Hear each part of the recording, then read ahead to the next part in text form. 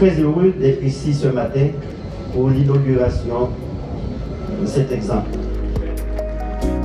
On a souligné l'intérêt et l'engagement du département auprès du monde agricole et en particulier la filière banane, puisque pour la mise en place de cette structure à travers l'Office de l'eau, nous y avons contribué. Et puis j'ai surtout souligné lorsque département, région, les acteurs économiques et l'État nous travaillons ensemble, nous atteignons cette performance. On connaît quelle est l'importance de la filière banane dans le cadre de l'économie de la Guadeloupe, au-delà des 2500 emplois, mais c'est surtout une filière structurée, fédérée et qui modernise avec des outils comme ce que nous avons inauguré ce matin. Et comme j'ai eu l'occasion de dire dans mon discours, ils doivent servir d'exemple pour montrer cette possibilité d'atteindre l'excellence. Nous intervenons sur le foncier, sur l'irrigation, sur les voiries conduisant aux différents champs et nous allons poursuivre notre engagement.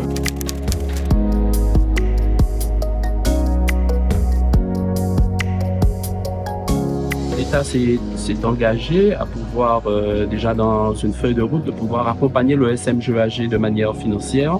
Et donc aujourd'hui, à travers ce contrat forum, c'était une concrétisation de cet engagement qui démontre bien que l'État financièrement nous accompagne, mais aussi de point de vue technique, a décidé de mettre son assistant technique à nos côtés et ce qui nous permet aussi de continuer à travailler pour les Guadeloupéens au service de l'eau. Le département avec le préfet et le président du SMGA, il y a 15 jours, et nous avons demandé d'augmenter le nombre de réparations de fuites. Pour éviter les coupures d'eau, on réparait 2 fuites par jour il y a 30 jours, on en fait 30 par jour aujourd'hui. Ça me paraît être le signe d'un truc qui marche. Je rappelle que cela nous permettra sur l'année 2023 de disposer de 25 millions sur l'eau, mais aussi de disposer aussi 25 millions en investissement sur l'assainissement pour pouvoir avancer sur les deux sujets en même temps.